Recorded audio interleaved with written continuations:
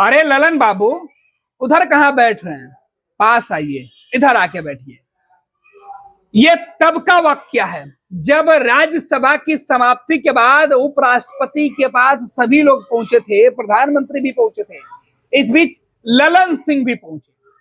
ललन सिंह के साथ कई और नेता भी थे, कैबिनेट के मंत्री थे।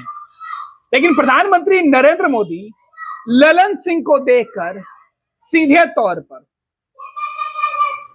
उनको संबोधित करते हुए कहा, पहले उपराष्ट्रपति जो राज्यसभा के सभापति हैं उनसे नमस्कार हुआ, फिर ललन सिंह को देखकर मोदी ने कहा कि आप मेरे पास आकर बैठिए। आखिर प्रधानमंत्री नरेंद्र मोदी ललन बाबू पर इतनी मेहरबानी क्यों दिखा रहे हैं?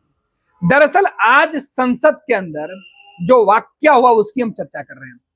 सबको पता है कि नए सांसदों के शपथ ग्रहण से लेकर राष्ट्रपति के अभिभाषण तक ललन सिंह सरकार के पक्ष में खड़े होकर विपक्ष को जमकर कोस रहे थे। राहुल गांधी की धज्जियां उन्होंने संसद में उड़ा दी थी, पूरी कांग्रेस को संकट में डाल दिया था। ये वही ललन सिंह है जब वो राष्ट्रपति के अभिभाषण के बाद लगातार संसद में केंद्र सरकार के तारीफों की पुल बांध रहे थे। स्पीकर ओम बिरला के नामांकन में भी वो सबसे ज्यादा प्रस्तावक के तौर पर बोल रहे थे। ललन बाबू का कद संसद में इस बार बढ़ा हुआ है। पहले नीतीश कुमार के मर्जी पर ललन सिंह को केंद्रीय कैबिनेट में जगह दी गई, लेकिन चर्चा यह थी कि मन मुताबिक मंत्रालय नहीं मिला। ललन सिंह नाराज, लेकिन उनको मनाने के लिए अब उनके ऊपर नरेंद्र मोदी ने बड़ी जिम्मेवारी दिखाई है। आज एक साथ दो घटना संसद में हुई। पहली घटना जहां ललन सिंह को नरेंद्र मोदी ने तमाम मंत्रियों से अलग अपने पास बिठा लिया। हालांकि ललन सिंह राज्यसभा के मेंबर नहीं है, जो वो राज्यसभा के अंदर मौजूद थे, वो कैबिनेट के मंत्री हैं, इस नाते वो पहुंचे हुए थे। दरअसल संसद के जो राष्ट्रपति का चैम्बर है वहां क्या कुछ हुआ, जहां प्रधानमंत्री मौजूद थे, वहां बाकी जेपी नड्डा जो केंद्रीय मंत्री हैं और बीजेपी के राष्ट्रीय अध्यक्ष वो मौजूद थे, संसदीय कार्य विभाग के मंत्री मौजूद थे, अन्य लोग मौजूद थे। एक एक वाक्य हम आपको बता रहे हैं कि कैसे क्या हुआ। सबसे पहले मोदी ने कहा, अरे ललन बाबू मेरे पास बैठिए। जेडीयू के मंत्री पर प्रधानमंत्री का यह मेहरबानी कई मायने में अहम है, क्योंकि आज उनको कई नई जिम्मेवारियां दी गई है। देश में नई सरकार बनने के बाद पहली बार बुलाया गया संसद सत्र का आज विधिवत समापन हो गया। मंगलवार को लोकसभा का सत्र का समापन हुआ था, तो बुधवार यानी आज राज्यसभा के सत्र का भी समापन हो गया। लेकिन इस दौरान एक दिलचस्प नजारा देखने को मिला। प्रधानमंत्री नरेंद्र मोदी ने जेडीयू कोटे से केंद्र सरकार में मंत्री राजीव रंजन सिंह उर्फ ललन सिंह से कुछ ज्यादा ही नजदीकियां दिखाई। ललन सिंह को केंद्र सरकार में नई जिम्मेवारी भी सौंप दी है।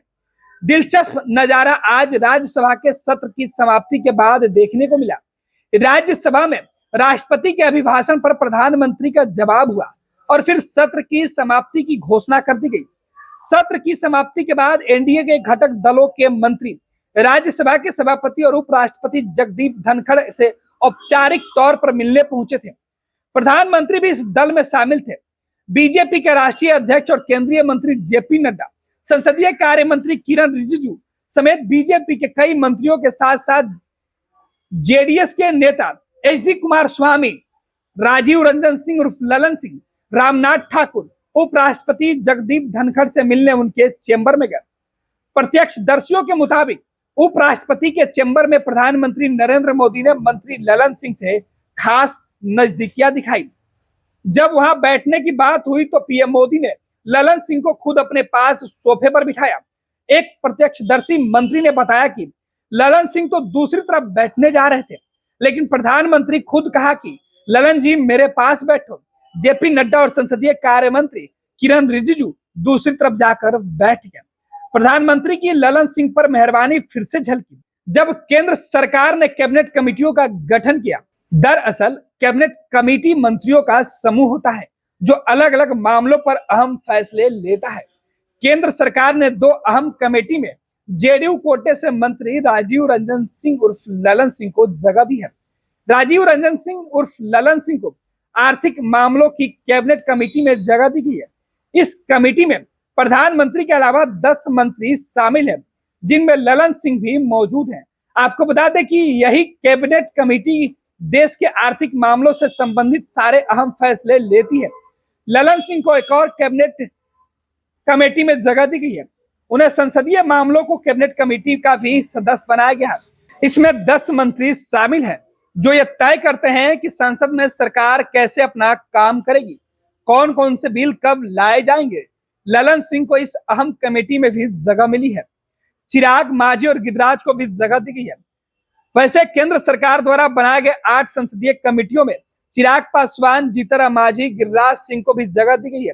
केंद्रीय मंत्री चिराग पासवान और गिरिराज सिंह को भी निवेश और विकास के लिए बनाई गई cabinet committee for investment and growth में जगह दी गई है। वहीं कैबिनेट की राजनीतिक मामलों की कमेटी में जीतनराम मांझी को भी सदस्य बनाया गया है। इसमें प्रधानमंत्री समेत 14 मंत्रियों का समूह है। तो ये तमाम जो मेहरबानी है आज प्रधानमंत्री नरेंद्र मोदी ने ललन सिंह के लिए सीधे तौर पर दिखाई है, और वो भी तब जब संसद के अंदर तमाम कैबिनेट के वरिष्ठ मंत्री और खुद बीजेपी के राष्ट्रीय अध्यक्ष जेपी नड्डा प्रधानमंत्री के साथ उपराष्ट्रपति से मिलने पहुंचे थे। नड्डा तो मोदी के साथ बैठने जा रहे थे, लेकिन प्रधानमंत्री नरेंद्र मोदी तो बाकी लोगों को छोड़कर ललन सिंह को अपने पास बैठा लिए। ये मकसद साफ है कि आने वाले वक्त में प्रधानमंत्री नरेंद्र मोदी और ललन सिंह की नजदीकियां बिहार की सियासत के लिए बेहद अहम हो जाएंगी।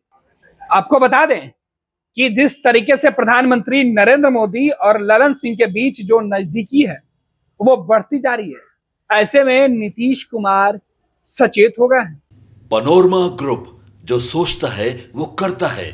आपके अपने सपनों। ये लो, मुंह मीठा करो। आज मैंने अपना जॉब छोड़ दिया, अब हम पूर्णिया वापस जाएंगे। जॉब छोड़ दिया है? मतलब ये घर कैसे चलेगा? हम करेंगे क्या? और माँ बाबूजी क्या बोलेंगे? इसलिए मैं एक और मिठाई का डब्बा लाया। अपने बिजनेस के लिए लोन अप्रूव हो गया। अरे लोन अप्रूव हो गया वो तो ठीक है, लेकिन पूर्णिया में हम रहेंगे कहाँ? अपना घर भी तो नहीं है वहां। इसलिए तो एक और मिठाई का डब्बा अलग से लाया हूं।